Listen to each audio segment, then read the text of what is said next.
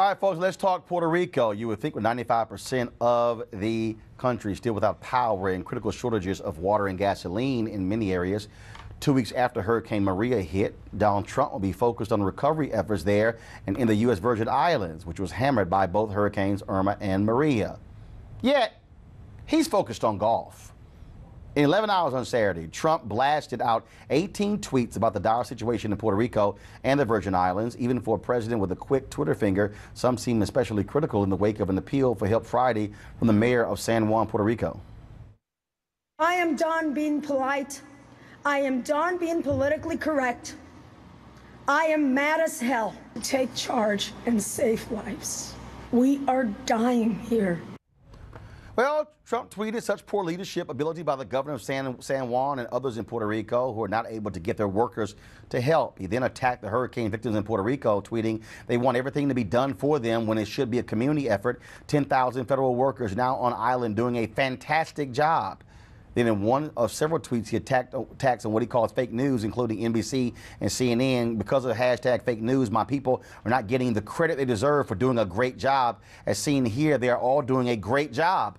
But Senator Bernie Sanders wonders if what some see as a slow response is about race. Given the president's history on race, given the fact that he a few months ago told us that there were good people on both sides when neo-Nazis were marching in Charlottesville, yeah, I think we have a right to be suspect that he is treating the people of Puerto Rico in a different way than he has treated the people of Texas or Florida. Then, of course, you got Speaker Paul Ryan, who's saying he has such a good heart when it comes to race. I don't know what the hell he's thinking. Supplies are beginning to arrive in both St. Croix and the U.S. Virgin Islands and in Puerto Rico. But Trump hasn't definitively said he'll travel to the Virgin Islands tomorrow.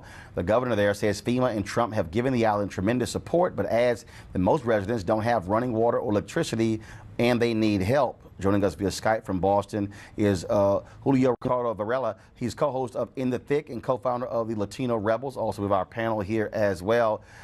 It's amazing here when you look at the attacks on the folks there in Puerto Rico.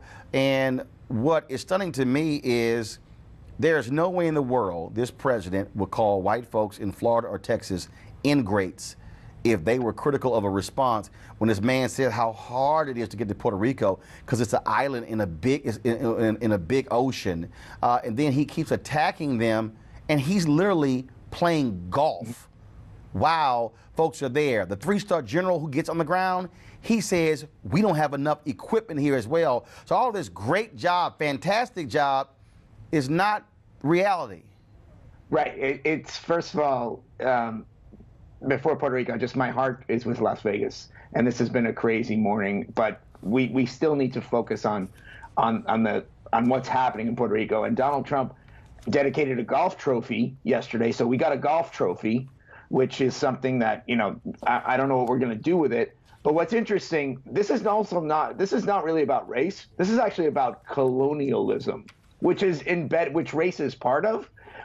So we're talking about. This is just a typical response by the U.S. government, the colonizer, who's basically saying, hey, colonized people, you're not too good. You're backwards. You're foreign. You want everything. And here we are. We're going to come back and save you when, in fact, it goes against all the reality. People are dying in Puerto Rico. And one of the things that I just want to share, Roland, that people don't know is that the death toll is being underreported. And the Puerto Rican government and the Department of Homeland Security have both gone on record in some reporting that I've done and also reporting with the Center of Investigative Journalism in Puerto Rico that they're hiding the death toll. So they're not even coming to terms to the fact that, the official death toll right now by the government is 16. And there are reports already that could hit as close to 100 and it could be more. And I just wonder when you have Donald Trump saying what he's saying and then you have a reality that is happening on the island, and it's just not connecting. And that's the part that is just really, really, it doesn't surprise me when it comes to the United States, because you're absolutely right. We weren't talking about ingrates in Texas. We weren't talking about ingrates in Florida. But all of a sudden, on the U.S. territory colony of Puerto Rico, which I need to remind your viewers, is a spoil of war from 1898. This is just yet another example of the colonizer looking down on the colonized. Panel, real quickly here. At the end of the day, this is somebody who is preoccupied with golf. Dedicating a trophy is irrelevant, I think, to the people who can't even watch a golf tournament. Plus, a guy who actually bankrupted a golf course, owing Puerto Rico $33 million. I'm an avid golfer.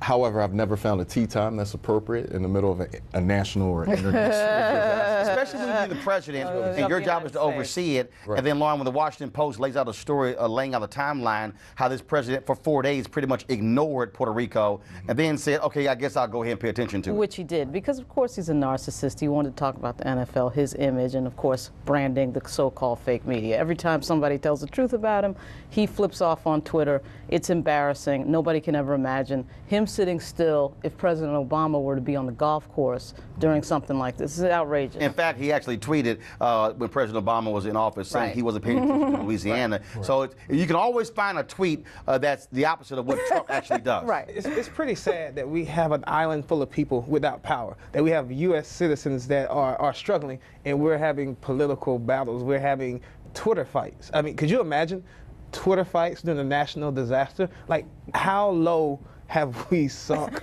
as a country? And Julio, it's interesting, last comment, about 30 seconds. I'm reading Nick Cott's book, Judgment Days. After the race riots in Los Angeles, LBJ pretty much for 3 or 4 days totally ignored what was happening there because he was so despondent that this took place just 5 days after he signed the Voting Rights Act into law. Again, there's nothing worse than a president who goes MIA when Americans are being injured and killed. Final thoughts.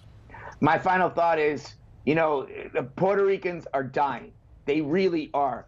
You're going to see a larger death toll, and the United States is going to be horrified of what's happened in this island. And it's shameful. We appreciate it. Thank you so very much. Thank you, Roland. Weekdays on TV One. I will never lie to you. Oh, my God. Roland Martin. He doesn't want to talk to us. He wants to ignore us. Uncensored. Hell no. That ain't gonna cut it, boo. Unapologetic. No, that is fundamentally false. You are wrong. Unfiltered. He wants an America where we all look alike. He ain't talking about black people. Unrelenting. You better go work out, because you got a fight on your hands. NewsOne Now with Roland Martin. Weekdays at 7 a.m. on TV One.